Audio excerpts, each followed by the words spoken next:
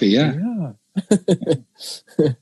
Robbie, we both couldn't probably even imagine how the next 12 months were going to develop. How have you and your family have been holding up during these difficult and sometimes exhausting times? Yeah, maybe I shouldn't release another Christmas album. Yeah. Maybe I did this. You did this. Look, we have the privilege to be financially okay. So it's very important in these times for us. We have, you kind of have to do a disclaimer every time you do an interview. People ask you how you're getting on in COVID. For me, I've just got to spend a lot of time with my family, and I've really enjoyed it. And my life has been more normal than it ever is because there's structure to it.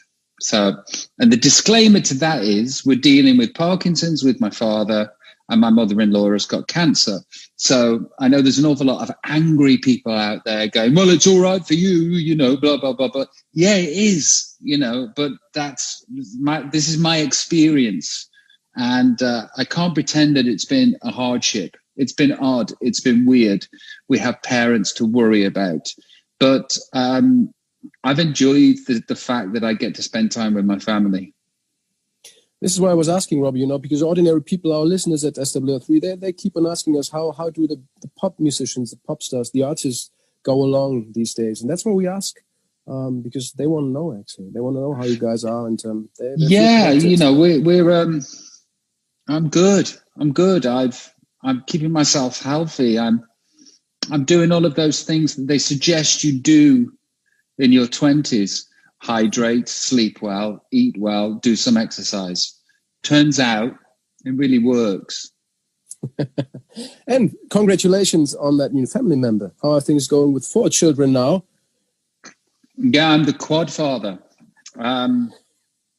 It's cool. It's cool.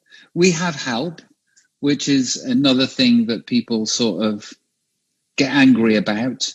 But we get to be the best parents because we've had sleep, and we get to be the best people available when we're with our children. We're very privileged. We're very lucky, and I love it. Which age has been the nicest and which one the most exhausting for you as a parent? Well, the nicest is sort of like anything after 5. For a guy, because my wife does the nature nurture thing and guys do the hunting and gathering. I don't know if you're still allowed to say that, but in my house, that's what's happened. And I kind of prefer it when I can speak to them and they can respond to me, and then we can start playing. So that's fun. That's good to hear. Looking back at the Christmas present, from today's perspective, Robbie, are you still happy with the record 1 year after its release? Yeah, I'm very happy with that record. I was saying before in another interview that when I put out a record, there's so much hanging on it because perception means everything in the entertainment industry. And when there is a Robbie Williams standalone record, it feels like my career depends on it. Whether that perception goes, Robbie's career over, let's move on to somebody else. With the Christmas album, I kind of got a free go, So it was a joyous creation. And I'm ecstatic at how well it's done. Have you talked to our own Helene lately? I mean, we are so proud to have her on the record. Yeah, no, I haven't. We have a showbiz relationship, which means that we'll probably see each other once every 7 years at an award ceremony. But I'm very fond of her. She's a lovely person. You just released a new song, Robbie. Tell us a bit about Can't Stop Christmas. It's fun and it's uplifting and it's upbeat. You just explained it. It's fun and it's uplifting and it's upbeat. It's silly and sometimes serious, and it's kind of a overview of the year from my perspective in simplistic terms, and meant to be slightly amusing. and hopefully hopefully people take it to their hearts. I heard that your wife played an important role in convincing you to write a new song. Is that true? Yeah, like, she Robbie, made go me. write a new song. Yeah, she made me write it. I didn't want to. I felt as though I'd done enough. But she made me. And here we are talking about that record that she made me do. This guy here has, not the one on the cover, but the one who was writing the book. He's roadie with you, right? Chris Heath? Oh, his name? He came in, and because my idea for the Christmas song was kind of more vitriolic and pointy fingered, and I played it to Chris, and he was just like, it's the wrong energy, for right now. People are so divisive, and there's no need to add any fuel to that fire. So we kind of rounded the lyrics down as not to inflame anybody. Okay. Santa's on his sleigh, but now he's 2 meters away. I find social distancing quite hard, actually, although I know, of course, it's necessary. Have you gotten used to it already, or do you also miss those hugs and handshakes and kisses on the cheek? And what do you do about it? No, I'd much rather greet people by shaking elbows. I've been doing that for as long as I can remember. Because you see, the thing is with me is like on a day-to-day basis, I could meet anywhere from between 10 to 100 strangers, all with clammy hands, all bringing something to the table that they caught from somewhere else. I have more chance of becoming ill because what a stranger has passed on to me than most people. So I prefer the sort of elbow or the fist bump. Okay. But not with your friends, I guess. With your close friends, you probably... No, not with my close friends. But, for hugs and kisses, I've got my wife and my children. Okay. You've always had and still have this great sense of humor. How do you keep the good spirit up these days? Do your children help you? Is it just a way of, No, I think that my sense of humor is all that I've had at some points.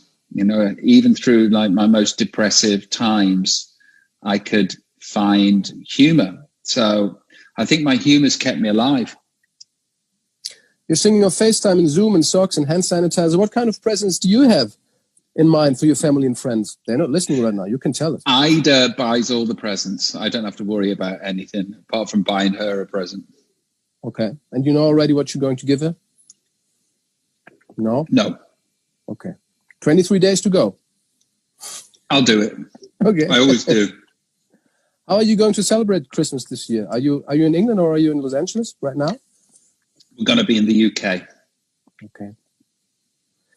Any hope for a Christmas #1 on the charts with Can't Stop Christmas, Robbie? It's currently a new entry on number 41. Is it what, in Germany or the UK? In England, in the UK. Oh, wow. I didn't know that. Did you know that Can't Stop Christmas is number 41 in the UK? No. Oh, okay. Well, that's a good start. I don't expect it to be #1, but you never know. It could be a Christmas miracle. Talking about Christmas records, Mariah Carey could be #1 in the UK this week after 26 years after its release. Do you like the song? I haven't heard it. Okay. Oh, what? No, is it the old one? Yeah, it's All I Want for Christmas Is You. Is Ariana Grande singing on it with her or something? No, it's just her. The old version is currently. Is that going to be #1 again? Probably. It never was #1. Absolutely amazing. I love that song. Talking about another Christmas record, have you listened to the new one by Jamie Cullum, The Piano Man at Christmas? Yeah, he sent me a couple of his songs last year. He's such a good songwriter. It deserves to do really well. Because I spoke to him last week, telling him that we talked about him last year because he was doing Merry Christmas, Everybody on your record. And you said about him last year, James is an enormous talent, Prince talented. He embodies everything I loved when I was growing up. Hip-hop, swing, He's like, my Michael Bublé is my Dean Martin, Jamie Cullum is all of those people combined. And he was very flattered about it. And here's what he said about you. Robbie is such a talent himself, and he's very humble on the one hand and very self-confident on the other hand. He has written some songs that will still be around when we're all long gone. He brings an energy into the room that makes you want to be your best at what you can be with a sense of humor. And he stressed that one, he's kind about other artists, and that's not something many people are confident to do, and he does that. And he also was a very big inspiration for me to create my record in the first place.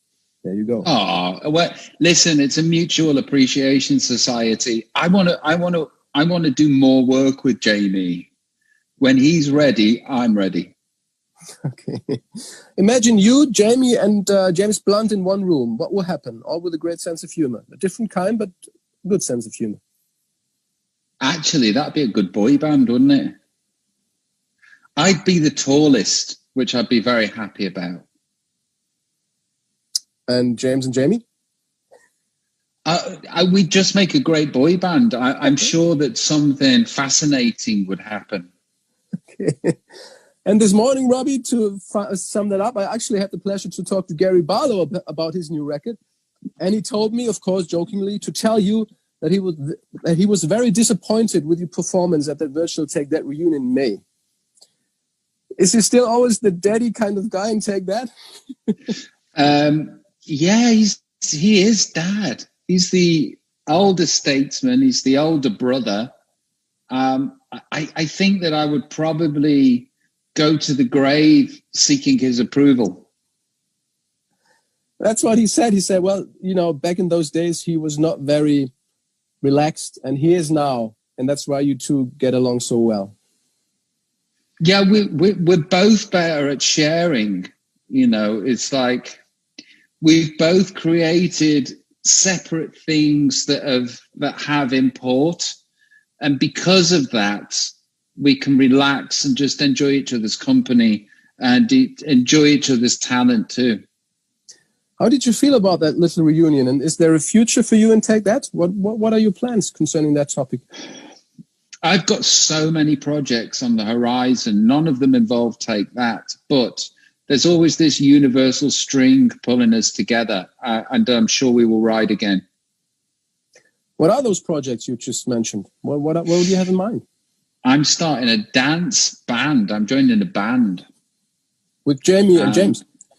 No, with two friends of mine from Australia, Tim and Flynn, and we are going to do EDM music, and hopefully we'll be DJing in clubs very soon.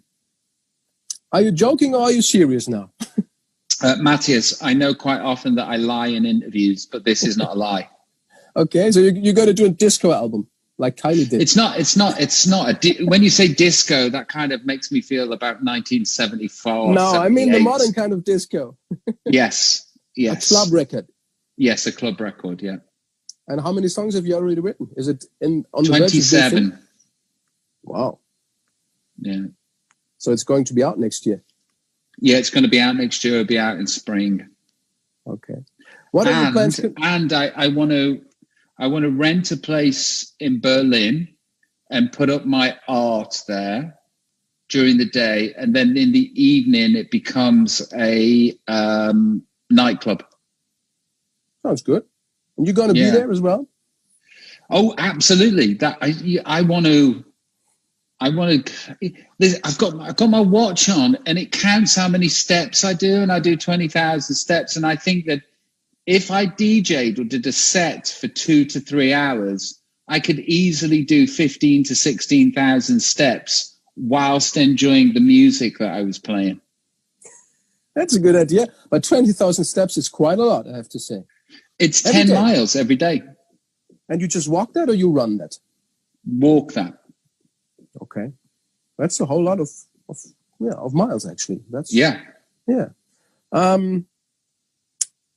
Swing When You're Winning, Robbie, will be 20 next year. Back then, it opened a whole new chapter for you. What are your memories of that album, of that particular time? I was really sad. I was really depressed, and I was really overwhelmed by absolutely everything. I was also the thinnest that I've ever been as a grown-up. So it's kind of like I probably looked my best then. I actually looked at some point malnourished. And that was because of what was going on in my private life and inside my head. It was a huge record, which in itself was thrilling. But when you're depressed and when you are very depressed, you see everything through the filter of depression. You can't get excited about anything because it doesn't exist in your system. So I know that it happened. I was there and I experienced it. But what did I feel? I felt depressed. But you somehow must have felt something concerning the music, because you were the one who actually made swing music in pop music hip again. After that, everybody, started making swing music again. Are you proud of that record? Does it mean a lot to you? Even though you didn't feel but I've done 13 studio albums, and am I proud of that record? I don't think about that record. I'm always thinking about the next one. I don't think about any of the records that I've made. I just think about the next one. They're all gone now. It's done. It's kind of like when Jurgen Klopp wins the league with Liverpool. This season, he's not thinking about the success of last season and coasting on that success. It's the same with me. It's done. It happened. It was a great experience. But now I'm going forward, and everything that's important to me is actually in the future, which I suppose Eastern mystic teachers will tell you is a Western fallacy. But there you go. We have to wrap this one up, Robbie. Just last question. How confident are you that you will be playing concerts next year? We're all waiting for it to become possible again, to make it happen. How confident are you yourself personally? I'm very confident that something will happen in some shape or form. But maybe I'm delusional, but I just can't see it not being the case that some normalcy will return. I hope that next year, when we do this interview, our yearly interview, my words are true, and I hope that we'll be face to face next time we speak. That would be lovely. It's been great talking to you again, seeing you again. It's really nice to talk to you, mate. Really nice to talk to you. Happy Weihnachten. Schöne Weihnachten, have a Merry Christmas, and take care. See you next time, Robbie. Bye. Bye.